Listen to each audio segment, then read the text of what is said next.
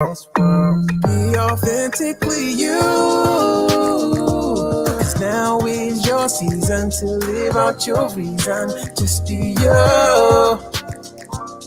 How you gonna leave your imprint on this world?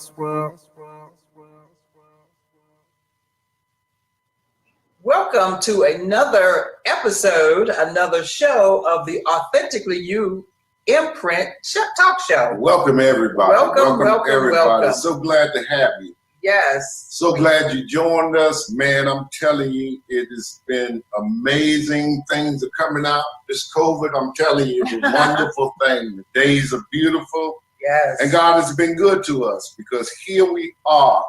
And today we get to interview. We're so excited about our guest today.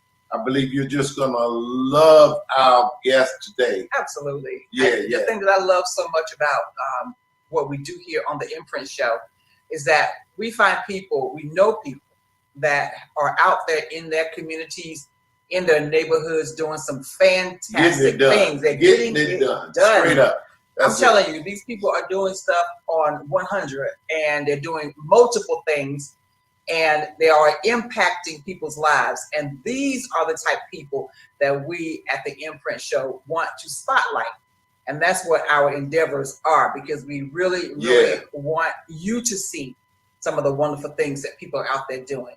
But listen, if you have people in your family, in people in your sphere of influence, some of your neighbors, people on your block that are out there getting things done that you want us to spotlight, we'll put the information on the screen for you to contact us. Give us their name, their email address, however you want us to contact them. We'll make the connection and get them on the show.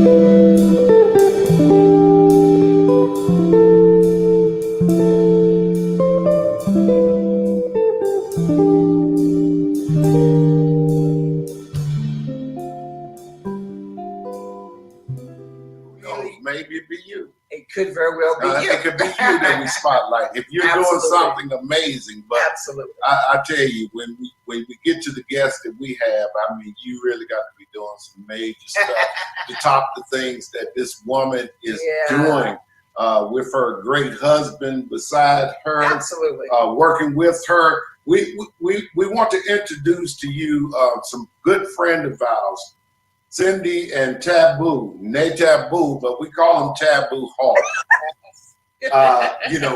We don't use his whole name, but his name is special.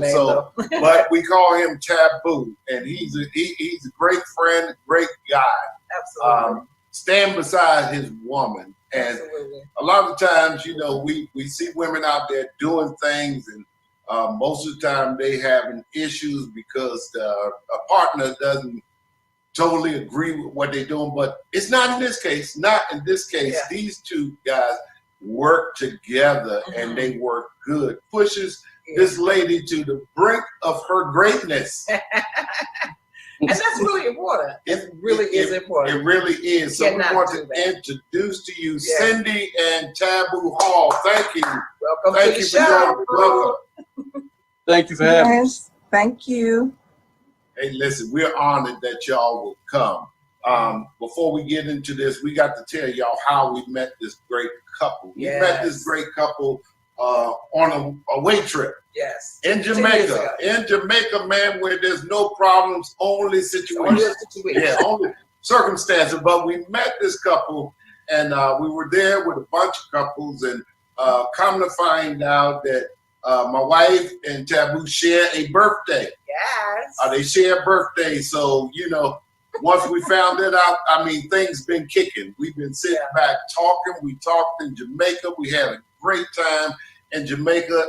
And let me tell you the truth, from there was birthed a marriage ministry and a couples ministry that was great. And I know Cindy and Taboo, they always say, well, yeah, Chris and Andy, y'all lead it. But let me tell you something. These guys here, the only way we were able to lead that group is to have such great support from these guys. Far more than support, I tell you, because I really feel like the majority of the couples that we were able to sit with were as a result of this couple. Oh yeah, definitely. So why don't y'all tell us about that? I mean, it's been some years ago. We did the marriage ministry probably about a year maybe a year and a half.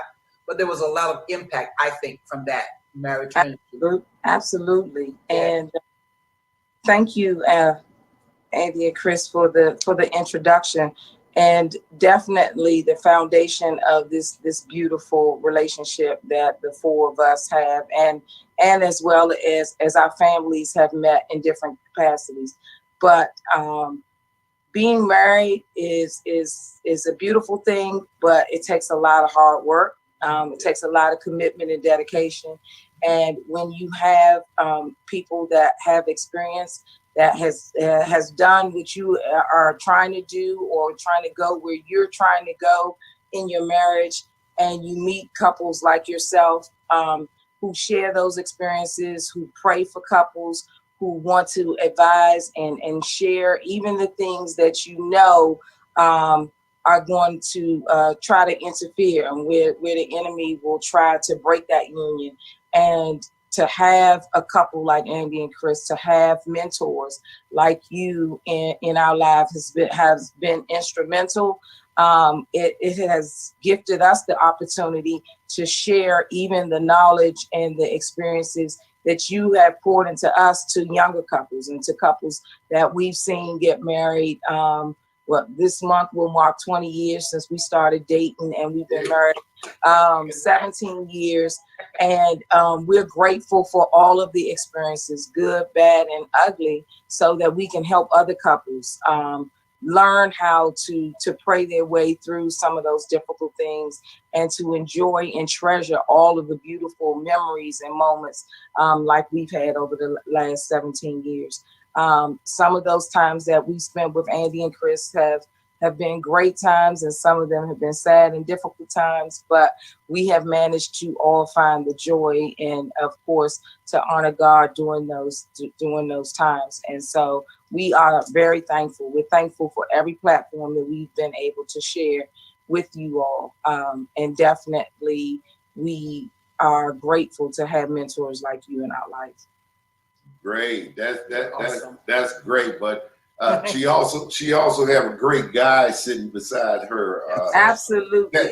Taboo, who when we first met Taboo is he's the quiet observant type. Yeah. He will sit back and he would observe before he began to talk. And sometimes I notice some people he don't even talk to. So I imagine he has made some assessment about them. And if he don't say nothing, I'm kind of I kind of back off too, because he has that gift to know men and how men react to things, and when men are not about what they say they are about. And he's been a value to not only the couples ministry, but just having a friendship with him, that budded from that trip to Jamaica. It was totally amazing. Taboo, just go ahead and enlighten us on your wonderful life with your wife, and how we met and everything. Well, pretty much Cindy touched on all of it. It happened. We met in Jamaica, and happened to find out that Chris shared the same birthday as myself. Go Cancers, and we just hit it off with you guys. I mean, that's pretty much it. I mean, we hit it off pretty well. Yeah, Taboo is a man of few words, but he's definitely a powerful man. When we first met, he was even quieter. But then when we got into the couples and the different activities that we were doing, Taboo found himself a lot of times counseling and a lot of times speaking into men's lives, and a lot of guys got attached to him, and they look up to him. He's younger than some of them, but they respect him because of the way they carry themselves and the love that he shows for his wife. It is totally amazing. We also, as we went through the years, I had an opportunity to share one of the most special parts of Taboo and Cindy's life with Taboo's mom. As she transitioned out of this life, which connected me to the sisters, to the aunt, and to everybody. And I must say, I love them like family. I feel like they are my blood sisters and brothers. You know, I'm a little old. I be trying to act young and say sisters and brothers, really whatever the case may be, or whatever uncle figure. It's just love, period. As to how we go. So we really had an opportunity to share a special thing in life that will connect us forever. And we are forever grateful to being connected to you guys. But we didn't. Go ahead. Thank you guys for all that you do and have done for us as well. Yeah, you're so welcome. But Cindy, and we're here today. We're going to talk about Cindy because Cindy is totally amazing. She is amazing. When we first met her, she was doing so many things. She was working a high-powered job, and then we found out she was a caterer. Then we found out, you know, she loved organizing, and whenever she steps in, she's going to take control simply because she knows what she's doing, and she believes in excellence. And because of that, many people do a lot of things, but there are very few people that do a lot of things very well. She can take any of these things that she do, and if she focused singly on them, she would be able to survive and live, but she can make all of them work at the same time. All of her endeavors are profitable. All of the things that she do prosper and touch people. Chris, why don't you just open some of this stuff up? We're going to take a short commercial. Right after we come back. We're going to be right back, and we're going to delve into Cindy Hall. We'll be right back.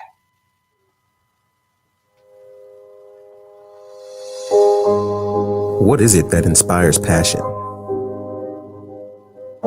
That thing that keeps us from thinking that we know it all, but instead makes us say, I have to know more. What is it that makes us keep trying after we've fallen time and time again?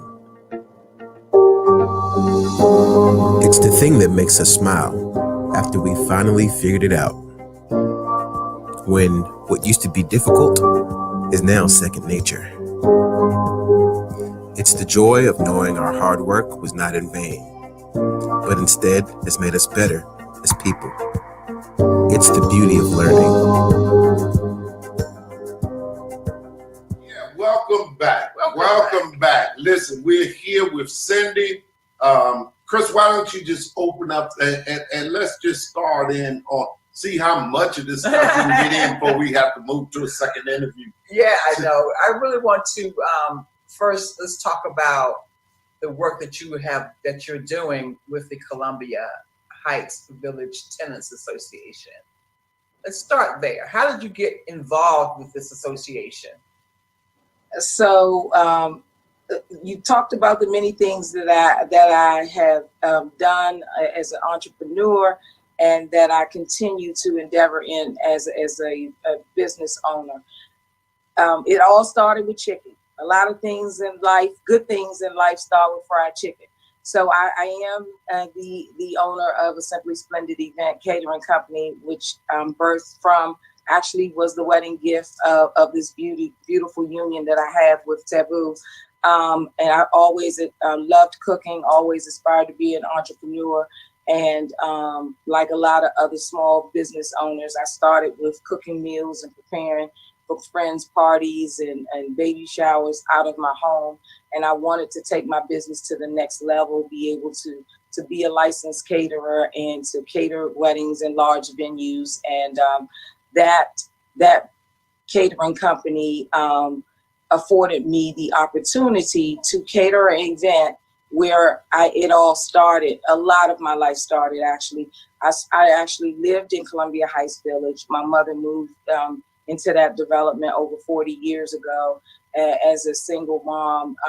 And never did I imagine that catering a promotional luncheon for an employee on the property would afford me or extend the opportunity to me being a intricate part of an organization that is set up to support and provide services and referrals for the residents that live on the property. It's a very unique setup because the Columbia Heights Village Tenant Association is a unique nonprofit and business structure where the tenants actually own a great part in ownership of the property. And when I say unique, there almost is not another model like it in the United States currently. So I definitely love what I do, and to go back to a property where I grew up, and just imagine 40 years ago, some of the people who I service and work for now were actually there and watched me grow up. So to go back to that property and to be able to work and make them proud. And then for the younger population that lives there, I want to be an example for the young ladies, for the young mothers, for the kids that are growing up in the inner city. And things are, I grew up during the crack war. So to live in an inner city environment was a tough thing. It was tough for a Black woman to raise children, to be successful, but to come back and work in the same neighborhood where crack might not be the most popular drug right now in some of our inner city neighborhoods, but the era and the fallout and the history behind it and the generational things we are all living as a product of that era. And so to be in this neighborhood, it's every day is a struggle, but every day I try my best to be a positive pocket of my, from my personality, from my good morning when I step on the property to the time I leave that evening. And some days it's very easy to do, and some days it's not as easy because you have to deal with this real thing called life. I'm sure your mother is extremely proud of you for the effort and for the impact that you're making there in that tenants association. What is she?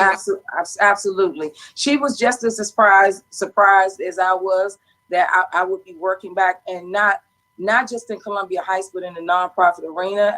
As Andy mentioned before, I came from being an executive director in a company that was, I started out as a federal government employee, went back as a federal government contractor, and to work in the private industry in an executive position, and to transition to a nonprofit and actually being an intricate part of that association, becoming a federal recognized 501c3. It was a lot of work, and it's a lot different than what I had the arena that I've ever worked in. Mm-hmm. And my mother is, she tells me often that she is very proud, as well as some of my other family members that live in DC, and of course also have lived in that neighborhood at some point in their life. I do every day, not to be one to make my husband proud, but to make my son, my one and only prince. But also I'm thankful to have my mother still living on this earth, to be able to see some of the great things and the impact that I'm able to make on other lives. And I get some of that from her, because she's always been a giving person. So it all starts with how you're raised. And I was raised in a home where my mother shared with the other mothers. If she had, extra bread, sugar, if she had extra money to share with somebody else's child at the ice cream truck, she did it. And if she could watch somebody's child while they took on a part-time job, that child was welcome in our home. And so I was raised in a home from a giver. So it was natural for me to do what I'm doing now. You're just doing what you saw your mother model. It's great. Listen, we're going to take another short commercial, and then we're going to jump right back in here. We'll be right back. Be right back.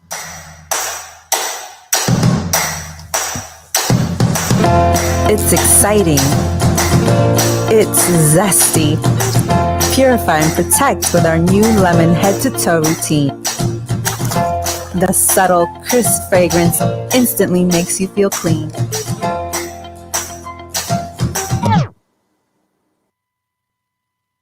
Guess I'll just keep using lemons for my water until my order gets here.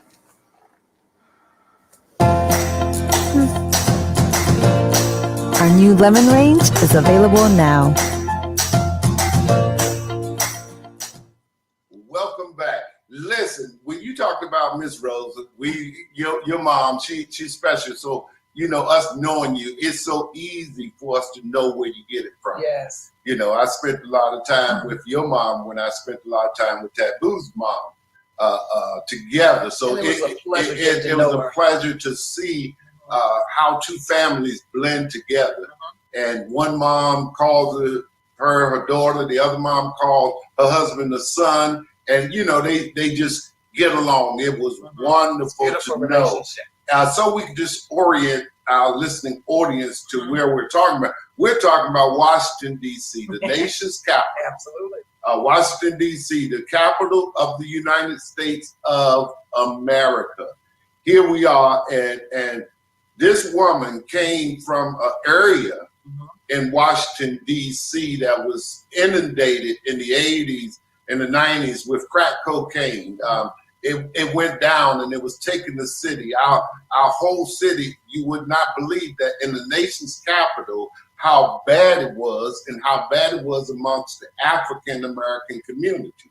So for her to even make it out of that community, absolutely, to go into the work world and become executive director, yes, coming from the government, God's hand was always on her, always knew that Cindy was called to go back to this area. It's amazing how we see our paths in life. Yeah. I know, Cindy, you was talking about your mom, and you was talking about how grateful you are, and she brought you up in the area.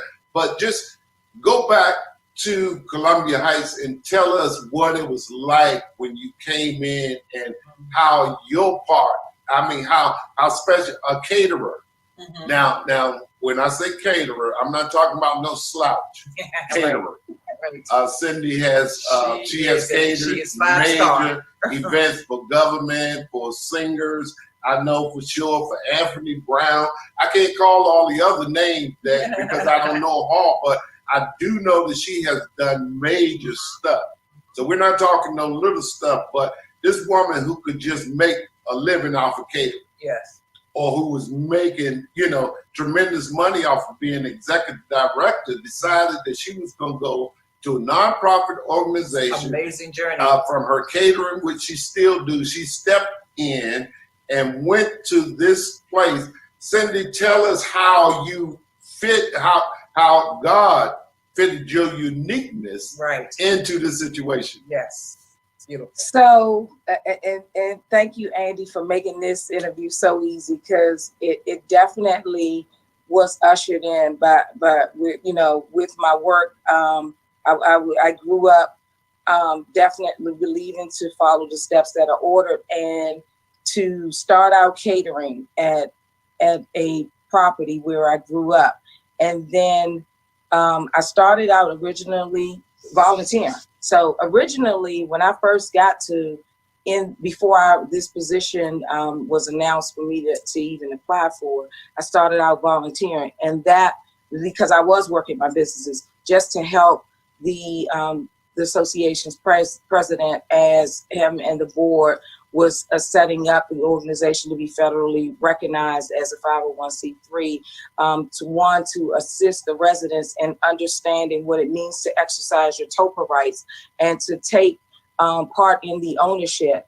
I was able to bring the expertise that I had with working in executive management. I was a contractor for housing and urban development. So managing the accounting for subsidized properties and managing the accounting, I was able to bring in all of my multifamily experience for over those years into the position in which I work now as the Director of Operations and COO for the association. I support 9 great board of directors and over 1,000 residents that I work for every day, and greatly, I don't take it for granted, the opportunity that I have been afforded. Neither do I take for granted the calling that it was for me to go back to this property, to pour into the people in a neighborhood where I grew up.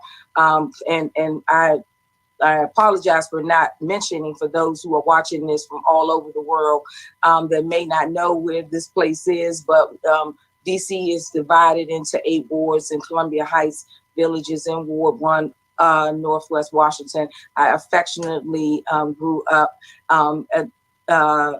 labeling myself as an uptown girl, proudly to grow up in Northwest DC. I proudly stepped back into that property, knowing that if it wasn't for the grace of God, I would not be living where I'm living now.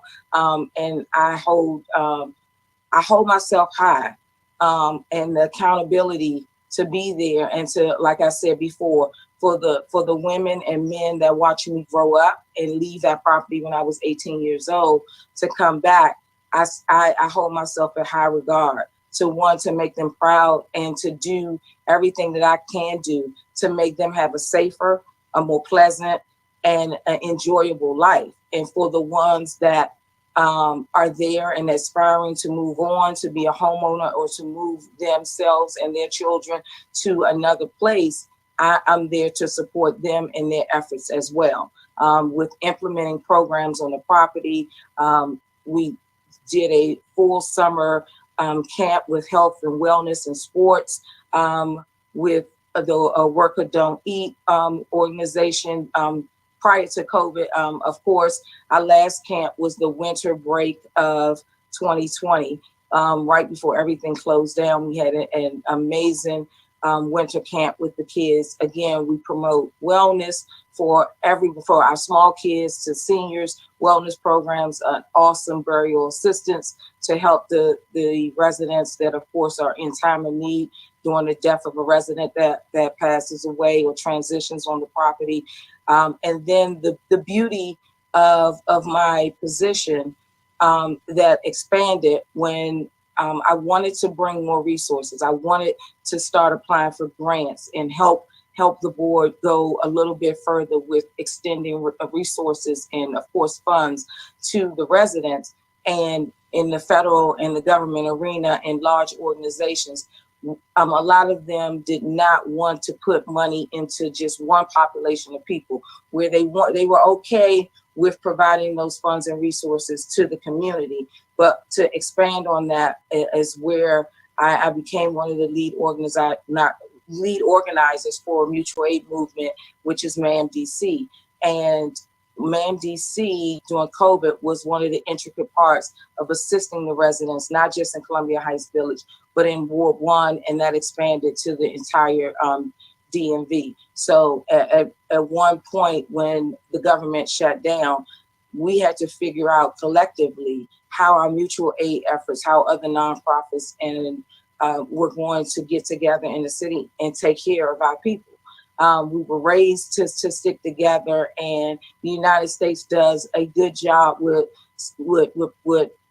coming together. But what was important was to help the people right where we were, and we were boots on the ground and ready to do that. Yeah, wow, Cindy. Listen, we're gonna take another short commercial break, and I want to get you right there with the COVID-19 because something amazing happened, and she took on a whole nother. She put on another hat during COVID-19, which stemmed across the DMV. So listen, we're gonna be right back.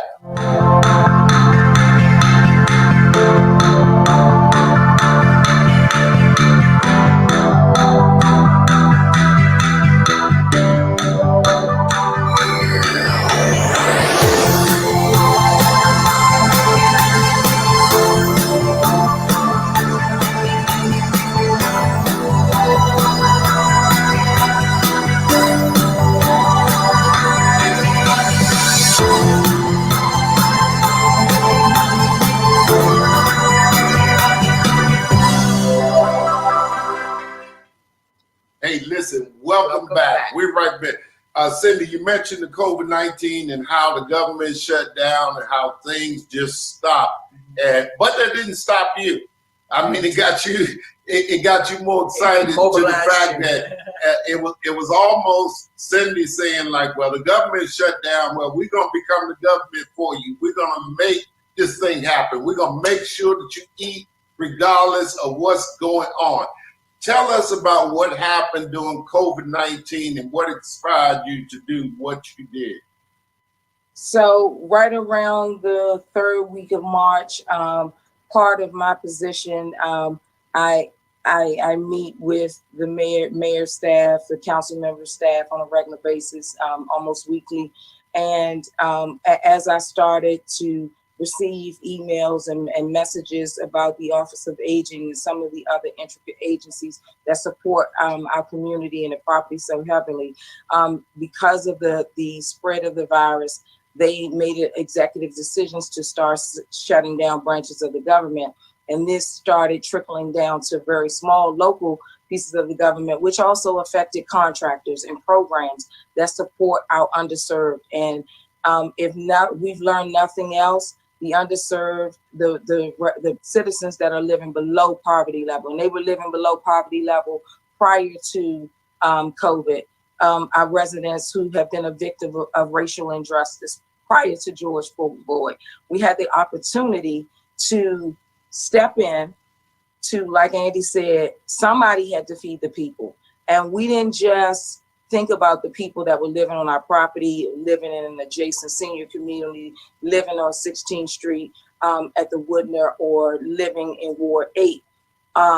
We were even talking about the people that are underhoused community members who live on the grounds of Union Station, who live on the grounds of the Capitol, who live on the grounds in DuPont Circle. And so those people lost all of the resources as well. A lot of the large nonprofits received their funding and directives from the federal government. So as they had volunteers who were at the vulnerable age, and they fit the mold of the people that they said, you need to stay in. These people should not be in grocery stores. They should not be going out to pharmacies. And so we, and when I say we, the mutual aid network collectively started meeting around the city, and there are mutual aid efforts in all 8 wards of the city, along with one of the largest in Black Lives Matter DC. We all started getting together, and thank you to one of our other lead organizers, Bob and CJ, who run a large public safety organization called the Peace Connectors. And it just took a lot of us at the table, and we were determined to organize. The first thing we had to do was organize to keep ourselves safe and to figure out how we were going to go help as many people as we could every single day. And so my day, a lot of the times, ended at about 1 a.m. and started right back at 4 a.m. as I proceeded to whatever grocery store or Walmart I could stand in line for to wait to get groceries, to get essential cleaning supplies. And when they became available, PPE, sanitizers, and masks for the seniors and for the vulnerable community, and even the COVID virus, the coronavirus victims, some who did not make it, and a lot we were able to serve and see be nursed back to health, and thankfully overcome this deadly virus that our nation and our world has been hit with over the last 16 months. Wow. And when you know, she says it, and she says it so easy that this is what I did, but it's such a monumental thing. But what she did was, I'm talking about a woman that's not just that's shopping for countless and hundreds of senior citizens and people out there that could not go out during the virus, or they was afraid to go out. And even if they went out, they did not have the resources to get what they need. Listen, I know Cindy, and been knowing Cindy for a long time, who has had health challenges of her own. What makes her amazing is that she placed her trust in God and the maker who made her, and she knew that she had a purpose. Exactly. So even when she went out at great risk to herself, She knew that something had to be done, and you got to get the significance of this, even when the government said they couldn't do no more because they had to shut down.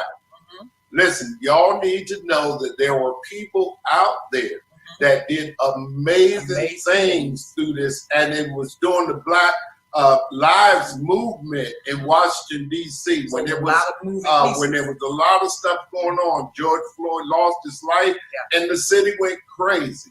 And in the midst of that craziness, a lot of the government did not know how to respond to the Black community due to the vulnerability of the whole Black community and race issue that they were facing. There were people within the community that was working hard, that kept level heads and understood that this is not just a problem because you had a national event where you had George Floyd was killed and people are focusing. This is a group that said these people have been here and have been underserved for the longest of time. So we will not let this issue overshadow the issue that they're facing and then be left out again. So they stepped up, and it's not only, when I say they stepped up, not only did she shop as a caterer, she fed thousands of people. She joined into an organization which is she'll tell you about the chef. I always forget his name. Jose Andres and World Central Kitchen. Sure. Well, he led the. Yeah. So tell us about that, Cindy. So one of the other things, when you know that God has definitely stamped your calling, is I was able to take some of my partnerships and relationships from being in the event planning and catering business for all of these years, and our mutual aid effort was able to partner with Jose Andres and World Central Kitchen, as well as DC Central Kitchen and Martha's Table. Over the last 16 months, built some beautiful partnerships with Safeway and Whole Foods and Food Rescue USA, and a number of other organizations that I could name that have assisted us. Just as we were talking earlier, Angie, 13th Street Church in Christ, who helped us at 13th and Urban, Pastor Christopher Bradley and his team, who stepped in and assisted us with buying laptops for underserved children when they were introduced to this thing called distance learning, which changed the game for everyone. And you had households that, like Andy said, they were underserved prior to COVID. Racial injustice was here. These people were not afforded the same rights. Some of them still living under very poor conditions, paying a lot of rent, but not, apartments and homes not being maintained and serviced by the maintenance that they deserve.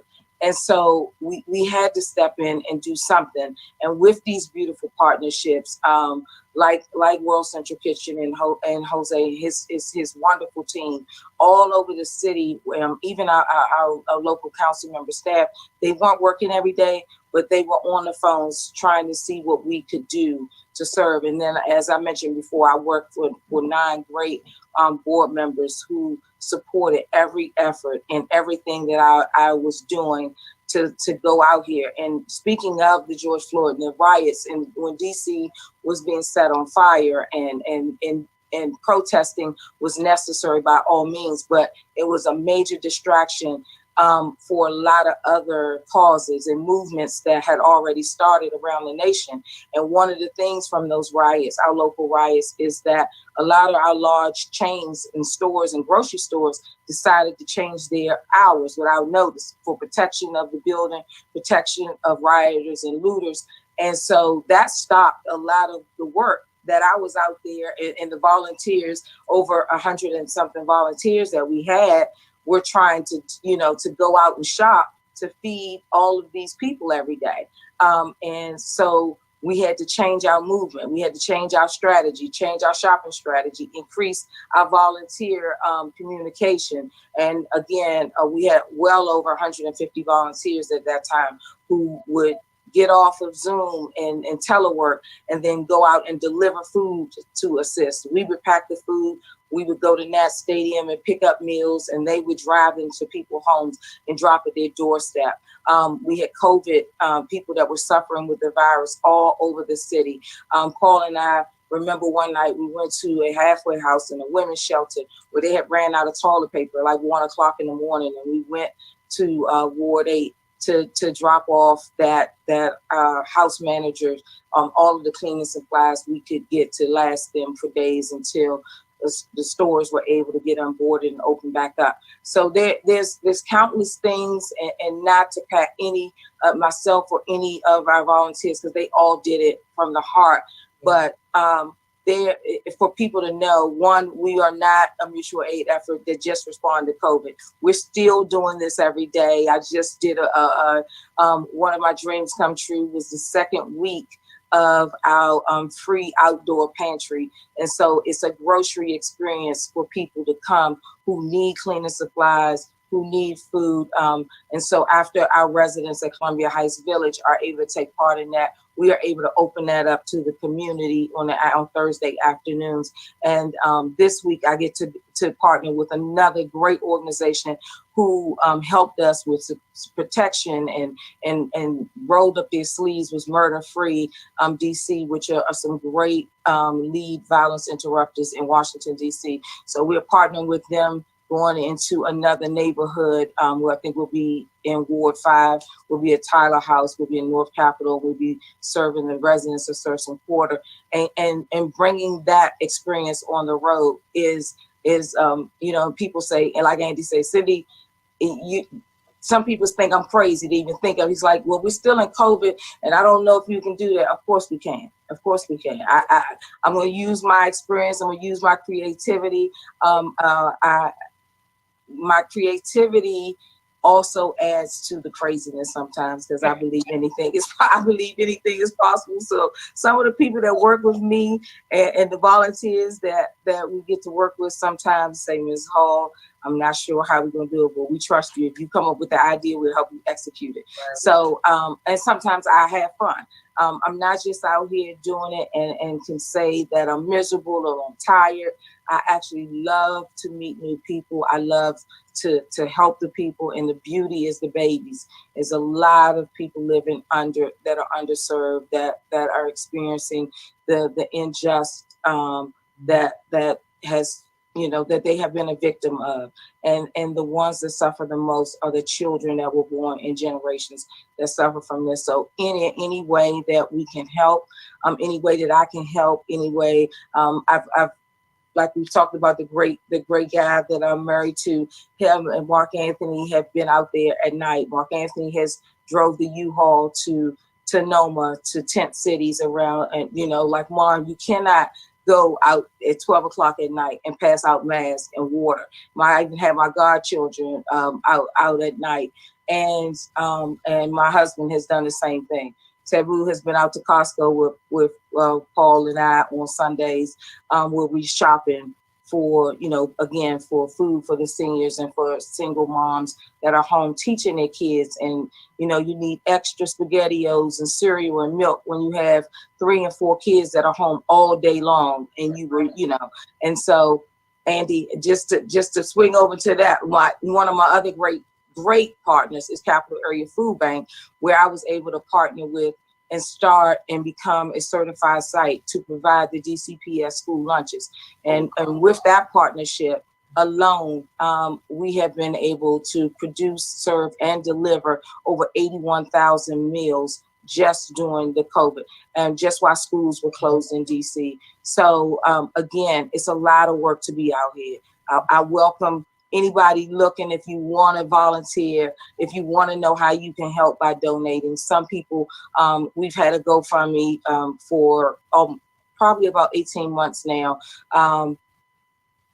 There are some people that say, you know what, I can't do that. I can't go out. I don't want to expose myself to the environment, but what can I do? If I can donate money, we have people that donate the entire stimulus checks because they just wanted to give back. But physically, they either weren't able or time didn't allow them. And we totally understand that. children that need community service hours, where there were senior communities that they normally would be able to go help, and because of COVID restrictions, they aren't. So we were able to help some of the great young men and women that are graduating from high school this year, paying those community service hours that they needed to graduate. So it's a number of things that you can wake up and do to help your fellow neighbor. You just have to reach out, reach out and explore your options of giving back. And it's not always, working in the nonprofit. Again, you can volunteer, Saturday, Sunday. It's help needed 7 days a week, 24/7 in some capacity. That's amazing, Cindy. Do you know the GoFundMe? Can you give us out? Yeah, the GoFundMe for MAMDC is the MAMDC, THEMAMDC, and that's the MAMDC. And the other thing that I've done, that our mutual aid effort has been fighting for racial injustice, even down to the grant arena. I've been speaking about this out loud. An article was wrote on Black women that sparked change, and that was one of the things that I have been. Some people sit softly in the background. They may not be on social media every day telling you what they're doing, but it doesn't mean that they're not fighting for their people. Sometimes I just don't have time to grab a phone and take pictures or go live when I'm doing this great work. But I'm glad to see that there are people that recognize that there are mutual aid efforts and people like myself that are out here doing work and are dedicated and committed to help man and to improve mankind, and as well as make the places where our people are living a safer place. So, but public safety is big. That is totally amazing. You know what, Cindy? We're gonna have to have a part two. I mean, it's just that we have only touched the surface. Of what this woman is doing. I mean, it's only touched the surface. And listen, the GoFundMe is up right now again. Listen, maybe you can't get out and volunteer. Maybe you can't do all that type of stuff. Maybe you're still afraid of COVID. But guess what? You can dial a phone. You can contribute by hitting that GoFundMe. That GoFundMe is feeding. Listen, go back and listen to the things that she says she's doing, the people that she's feeding, the residents within the District of Columbia that they're touching. And it's not just one area, it's all the area. And from what I understand, and we're going to get into this, and we probably going to have to get into this into part two, even what's happening here is basically setting the stage for what's about to happen across America, because what they did successfully during a pandemic, imagine this taking place when there's no pandemic and the funds are there and they're distributed right by people who understand the nature of the poverty level within the community, who are from the community, who are going back to the community to touch those that will not come out and say, I need help, because you're from a different part, or they feel like they're begging. We found out one thing through COVID-19, that everybody, regardless of your status, had a need. Everybody. And these needs were met by people. Right. Listen, now that we're getting back in the swing of things, you're going back to work. No donation is too small. Absolutely not. I have to set Cindy up here because listen, Cindy, seriously, where we at? We're doing all right. We're running. I got to set Cindy up because she mentioned some things about 13th Street Baptist. So now I'm gonna have to interview with the pastor and his wife when they got in, because they got involved and got computers to students and things that could not get it. So you can't say the church just shut their doors and hid away during the pandemic. There were people who were active and doing things. And now that we're coming out of this thing, they need to be recognized. Not only do they need to be recognized, they need to, you have an opportunity now to come in and give a hand. If you cannot volunteer, you can always give. You can always give. No amount is too small. If all you got is $1, send $1.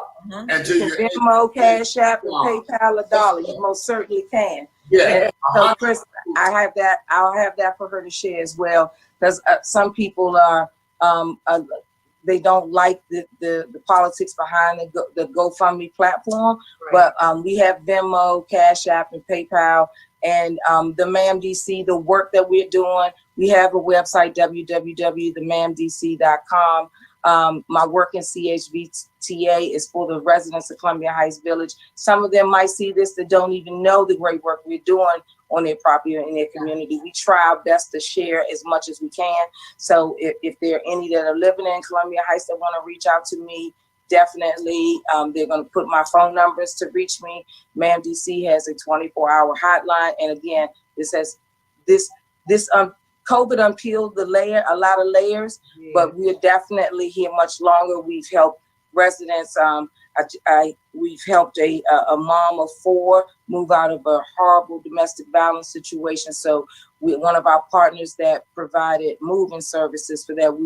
Our mutual aid effort in DC helps us with furniture needs. We just provided summer clothing to a young mother that moved from transitional housing to her first apartment. And we were able to help her with her young kids go back to the classroom with new school clothes. So it goes a lot. I mean, the meals is a big need. Food insecurity and people living below poverty level again was massive prior to COVID. COVID just unpeeled the layers and showed the dirty thing that a lot of our government does not like to be exposed by, and that's that in a lot of neighborhoods our people are being treated unfairly. Resources are not, and the information for those resources are not distributed evenly, and so it's important that people like us speak up for those people and that population of people when they can't speak up for themselves and want to go pull those resources where they are and bring them back into the communities where they're needed. And that's very important. Wow, That's we're going to go wonderful. to another commercial and then we're going to be right back.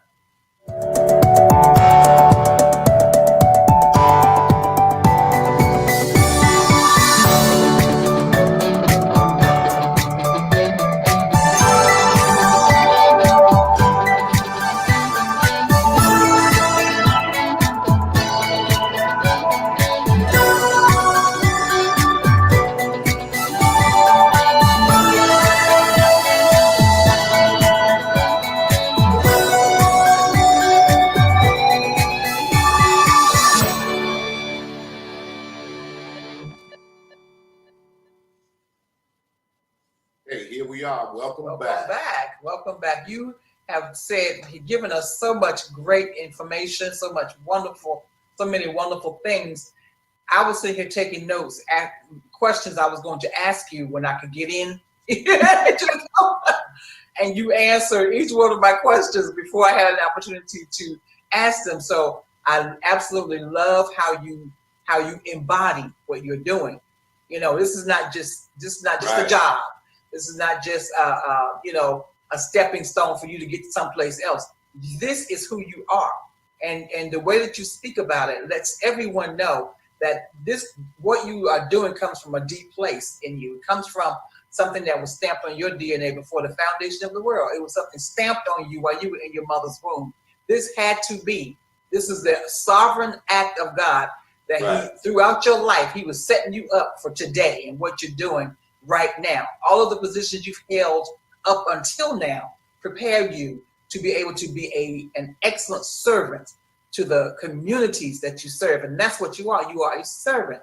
And Absolutely. it's absolutely phenomenal to see all of the things that God has entrusted you with. And that's what it is. He has entrusted you with making sure one child has some shoes, making sure that one mother has some support, making sure that one mother knows that she's not alone.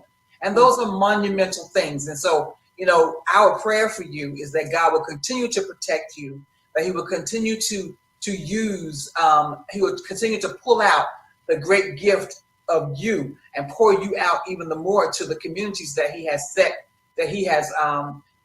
put in place for you to serve.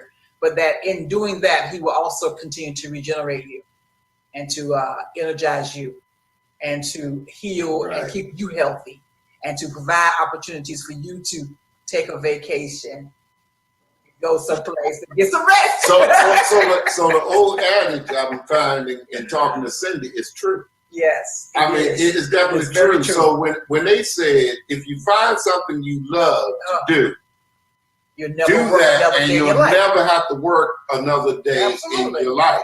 Exactly. So it's important that we do what our passion says and listen to the voice of God. When things sound foolish, I mean, they sound foolish, like give up my director job.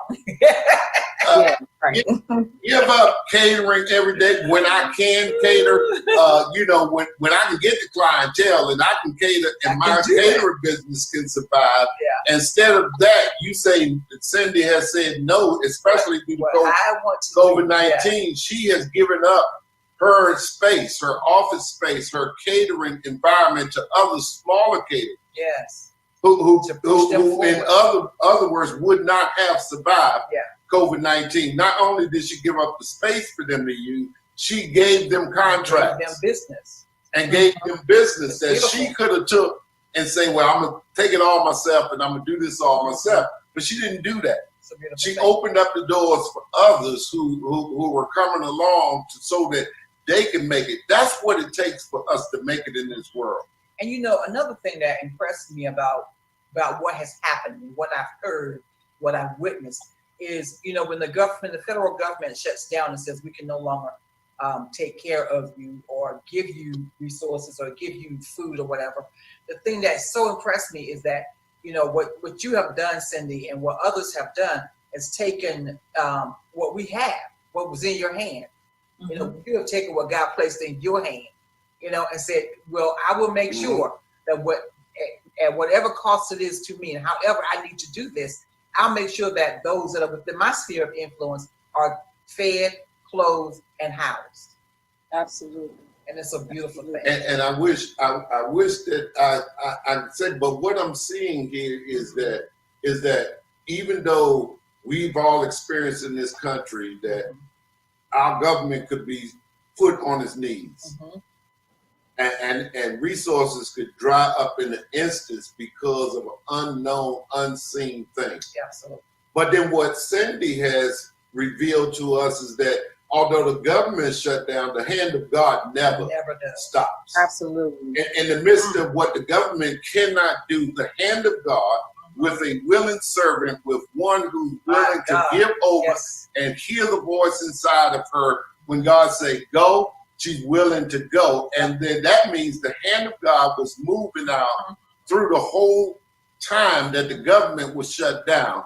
And it has actually, and even from what I'm hearing and what I'm seeing, has changed the Black community. And seeing that, wait a minute, our own people can take care of our own people and take care of ourselves. And this is not just a Black thing, it's a multiracial thing where you had other people involved, but the majority of the grassroots that were there came from the community and help came from within the community. So our communities are not as dead and is not as helpless as you believe them to be. There are people with talents that have been just waiting to shine. And Cindy, you have shined. I love it.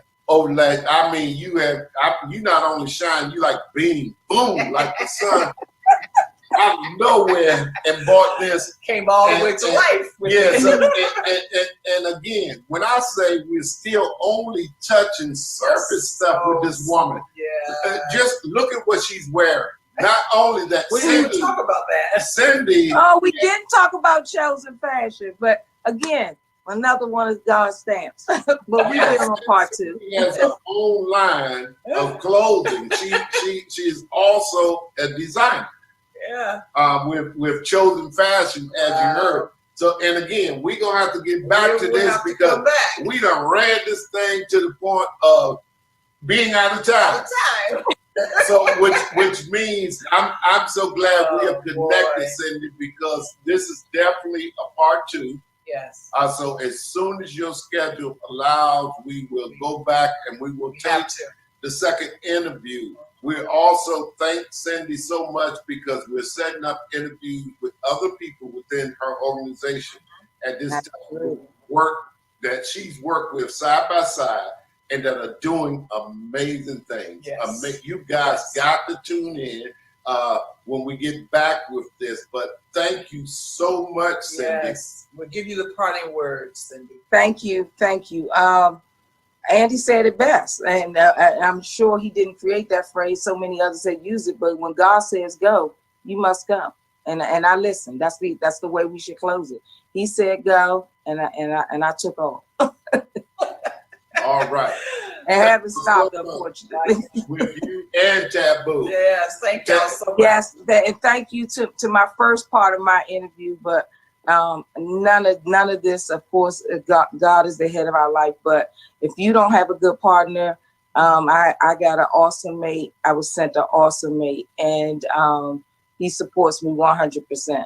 And I would not be doing this with a smile on my face if I wasn't coming home to a husband that welcomed me into a peaceful place. And so where I'm sitting now, this is my happy place. I love helping the people, but it's nothing like coming home. And so I thank you again. Look forward to part 2. Look forward to sharing this platform with some of the other great people that help every day that I work with and work beside, and so that you can hear some of the great things that they're doing and how I'm able to do these things because of the great partnerships that I have and the team that I work for and with every day. Beautiful. Beautiful. Thank you so much. Listen, Thank you.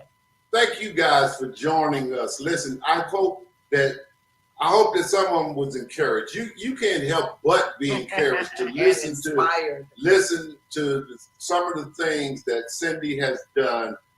This is just through COVID-19. She's been at this for a little while, okay, and doing great things. But the things she did through the COVID-19, as we experienced one of the worst years in America's history, it wasn't so bad. There were good things going on, good things happening, and people doing great things. Absolutely. And you are one of those people that have been doing great things. Listen, if there's something or someone you know that has been doing great things through this COVID, yeah, we got a small platform, but we'd be glad to sit back and talk to them and see if it's something we want to air, so that the whole world, because we're viewed in 175 countries across the world. We're small, but we're in a lot of places, and people around the world need to hear of the goodness that you're doing. So we thank you so much for joining us and being a part of us. We love you.